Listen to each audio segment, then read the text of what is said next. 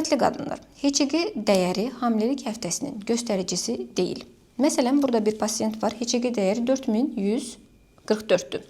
Və normativlərə sadəcə olaraq baxaq, yanındakı. Diqqətlə baxsanız, bu dəyər həm 5 həftəyə uyğundur, həm 6 həftəyə uyğundur, həm də 7 həftəyə uyğundur. Ən azından elə bu normativlərə görə anlamaq mümkündür ki, HCG dəyəri hamiləlik həftəsinin göstəricisi deyil. Hamiləlik həftəsi hesablanır düzənli aybaşı görən qadınlarda son menstruasiya tarixinə əsasən 7-8 həftələrə qədər gestasional kisənin ölçümlərinə görə, CS dəyərlərinə görə, 8 həftələrindən 14 həftəyə qədər təxminən bu aralıqda CRL dəyərinə görə, 14 həftədən ta ki hamiləliyin sonuncu həftələrinə qədər isə başın dairəvi ölçüsü, biparietal diametri, qarın dairəsinin ölçüsü və bud sümüyünün ölçümlərinə əsasən hesablanır. HCG dəyəri hamiləlik həftəsinin göstəricisi deyil.